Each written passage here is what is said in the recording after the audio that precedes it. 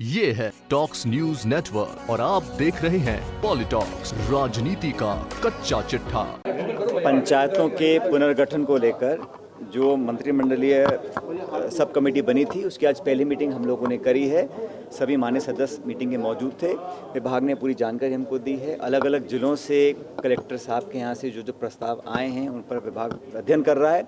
जो मापदंड सरकार ने तय किए हैं पंचायतों के पुनर्सीमांकन के लिए, उन मापदंडों के आधार पर लेकर हम नई पंचायत समितियां, नई पंचायत यहाँ पर आपत्तियां आई हैं, यहाँ पर नहीं आई हैं, उसको प्रशासनिक दृष्टि से और जनता की भलाई के लिए कैसे हम एक नया नक्शा तैयार कर सकते हैं, उस पर अच्छी लंबी चर्चा हुई है। अगली मीटिंग हम लोगों ने शुक्रवार को रखी है, इसी सब कमेटी की मीटिंग। और मुझे लगता है कि जनता को राहत देने के लिए इकाइयों का गठन हम लोग कर रहे हैं 2011 की जनसंख्या के आधार पर। और जो मापदंड राज्य सरकार ने पहले तय किए हैं, हम चाहते हैं कि उन मापदंडों के आधार पर कार्रवाई करें। उद्देश्य ये है कि लोगों को अपने रोज़मर्रा की जो काम होते हैं पंचायत के, पंचायत समिति के, उसमें ज़्यादा सहूलियत मिले और प्रशासन को काम करने में आसानी हो। कम आबादी को की सेवा करने में जो उद्देश्य हमारा है वो यही है कि जनप्रतिनिधि का जो काम है, एक सरपंच है, वो बजाय 8-10 हज़ार लोगों की जगह अगर 3 या 4 हज़ार लोगों का काम करेगा तो ज़्यादा अच्छी तरह काम कर सकता है। इसी मंशा को लेकर राज्य सरकार ने निर्णय लिया था कि पुनर्सीमांकन होगा। अब तक की कार्रवाई का संज्ञान कमेटी ने लिया है।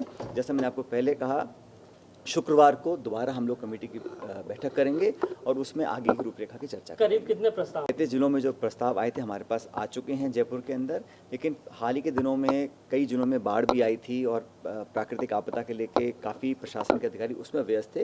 लेकिन मुझे लगता है अधिकांश लगों की हमारे पर प्रस्ताव आ चुके हैं। अब डिपार्टमेंट उनका अध्ययन कर रहा है कि कहाँ पर संभावनाएं हैं, कहीं पर नहीं हैं, कहीं आपत्तियाँ भी आई हैं, कहीं पर और सुझाव भी आए हैं। अगले 2-3 दिनों के अंदर विभाग पूरी समीक्षा कर सब कमेटी के सामने सारा विवरण प्रस्तुत करेगा। कॉलेज में हैं जिस पे आरोप लगे हैं, कुछ पे सिद्ध हुए हैं, कुछ पे सिद्ध नहीं हुए हैं। एक ऑनगोइंग प्रक्रिया है, इसमें कुछ नया नहीं है। लेकिन ग्रामीण क्षेत्र के अंदर पंचायतों के माध्यम से हमारा सरकार का कामकाज और पुख्ता हो, इसलिए सभी माननीय मंत्री महोदय ने आज अपने अपने सुझाव दिए हैं कि हमारा एम ये है, हमारा ऑब्जेक्टिव ये है कि ग्राम पंचायत और ढाणी तक हम लोगों की सेवाएं पहुंच सकें। शिक्षा, चिकित्सा, तमाम लोगों को जो आकांक्षाएं नई सरकार से बनी है पिछले 8-9 महीने में, उसका बेहतर तरीके से कायाकल्प कर हम उसका धरातल पर क्रियान्वयन कर सकें।